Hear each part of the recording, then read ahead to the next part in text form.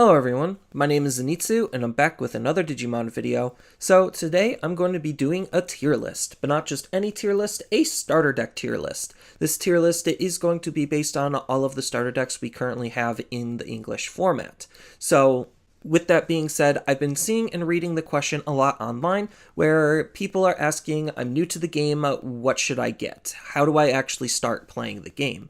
And usually I give one of two responses. Either one, buy singles and just buy the deck that you want out of the singles that you're looking for, or two, buy sealed product. And if you're looking to buy sealed product, you have the choice of either A, buying a booster box or booster boxes, or B, buying a starter deck. And if you're actually looking to play the game, then I would highly recommend you start with, well, a starter deck, because you can't necessarily build a deck out of a booster box. So the best way to buy starter decks is, well, to buy any two of one given starter deck, so that way you have a full playset of all of the cards in said starter deck. And unfortunately, some starter decks are a little bit stronger or better worth your purchase than others. So without further ado, onto the tier list. There are a couple of different criterias that I decided to take into account when creating this tier list. So these are the 5 criteria that I used to help formulate this list. The first thing is going to be the deck's general game plan. What is it doing and how well is it doing, well, what it wants to be doing? Then the second thing is going to be the deck's structure. How well is the deck actually put together so you could actually get to your game plan and have an enjoyable experience? Then the third thing is going to be the upgrade ability. So what can you do with the deck outside of, well, just it being a starter deck? What are its good parts and pieces that you could strip for other decks? So what are some other things you could put inside of the deck to make it even stronger? That type of thing. Then the fourth thing is going to be the card quality. So how good are the actual cards with inside of the starter deck? And then the last thing is going to be, well, its general tech, which is basically the cards that help the deck flow and function and to be able to interact with the opponent. So these are going to be cards like removal cards. These are going to be cards like draw engines. These are going to be cards that just, help the deck move and flow as a whole so it could actually be a cohesive deck. So with that out of the way, onto the tier list. Starting off with D tier, we have 2 decks. We have Machine Black and Heaven's Yellow. So unfortunately, these are the worst of the starter decks. Granted, any of the starter decks are not necessarily bad purchases, and just because I rated these really low doesn't mean they're not worth your time. It's just if you're actually looking to play the game with these starter decks, these are the 2 worst to get because, well, they're just not very well put together decks. The card quality is rather low, the game plan is a little bit muddled, but if you are looking to pick up either a starter deck for yellow or black, then these are kind of your only options, and they still do hold some relatively decent singles in terms of like staples to use for other decks, just not as many as some of the other decks, which also contributes to why these are rated so low. But basically, what the Machine Black deck is doing is it's focused about Digiburst. So it uses the Digiburst mechanic to try to DP boost your Digimon to make them as strong as it possibly can. And then on top of that, it also has the sub-theme of Blocker, which is just a huge black thing. So those are the 2 things that the deck is doing, and unfortunately, it doesn't really do either of those things very well.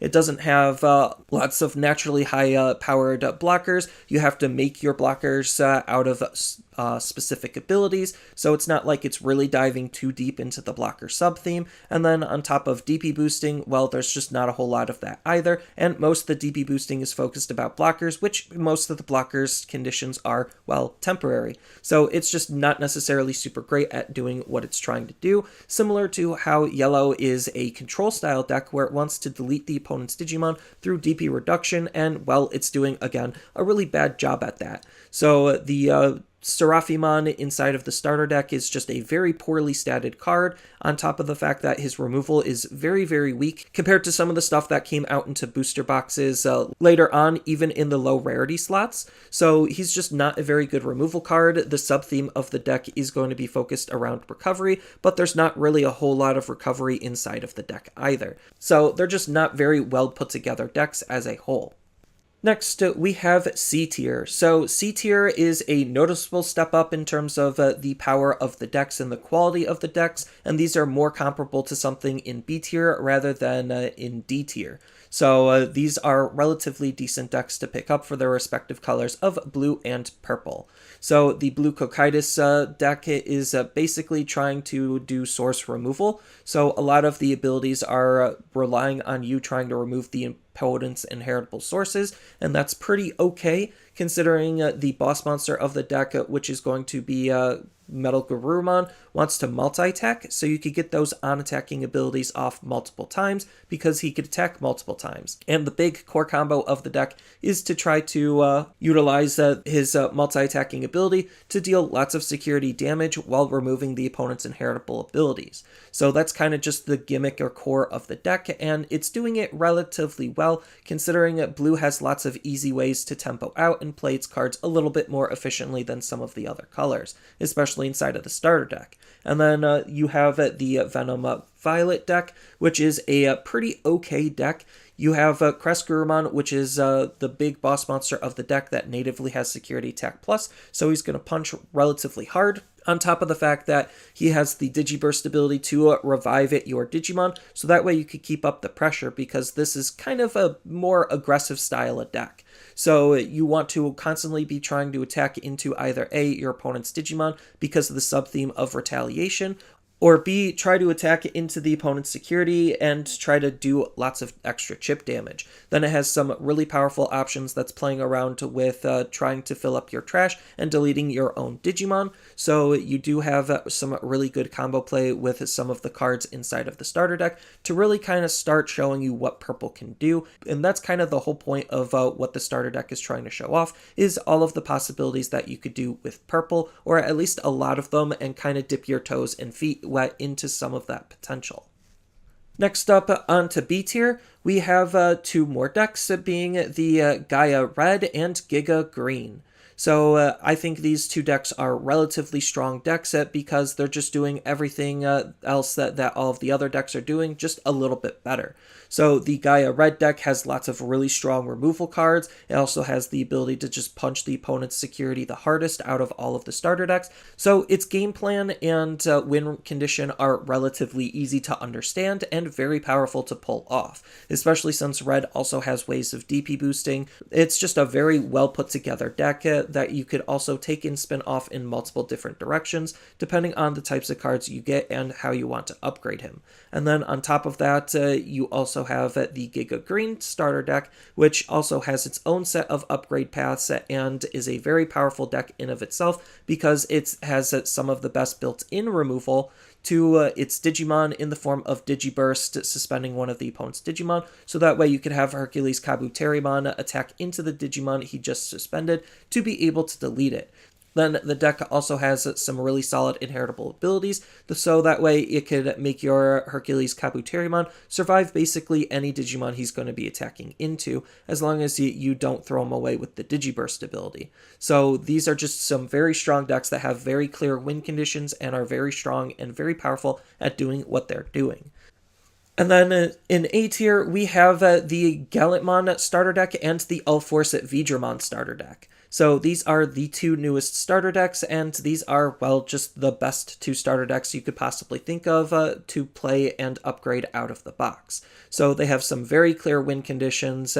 They have some really good, decent tech cards to help the deck flow and function. They're just the best starter decks we have, with some of the best ratios compared to all of the other starter decks. So getting into the ratios really quickly, we have the different levels of ratios that the decks are going to be playing around with. So the very bottom one is the first wave of starter decks, which is going to be the red, blue, and yellow starter decks respectively. Then in the middle, we have the green, purple, and black ratios. And at the top, we have the Gallant and Ulforce deck ratios. So you could see that they do kind of try to change up and play around with different things each iteration of a starter deck, and they've only been getting better and better at, well, making a good starter deck. The Gallantmon deck is kind of similar to the red deck, where it has lots of removal and it has the ability to punch the opponent's security relatively hard, and the Ulforce deck's game plan is all about drawing cards and multi-attacking. So it's kind of very similar to the blue starter deck. They're just doing what they were doing originally before, but a little bit better, a little bit stronger, and a little bit more consistently. But like I said, all of these starter decks are still relatively decent purchases to pick up, especially if you're looking to play a particular color. It's just, in my opinion, these are what I think the better starter decks are in the order I think they go in, power level wise, card quality wise, upgradability wise, and so on and so forth. So that's all I really have for this video. As always, feel free to tell me your thoughts down in the comments below, and down in the description below are a couple of different ways you could support me and the channel. So I do have a TCG Player affiliate link, so when you use that link to buy cards off of TCG Player, then some of that money will go to supporting me and the channel. I also do make and sell playmats over on Overcard Gamers on Facebook, so when you buy a playmat with my design, then some of that money will also go to help supporting me and the channel. And on top of all of that, I do have a Twitch account over on twitch.tv/Zenitsu, so giving me a follow and a subscription also helps support me there, and I do play Digimon on top of various other games on that platform as well. So thank you everyone for watching, and as always, don't forget to like, share, and subscribe for more content, and I'll see you in the next video.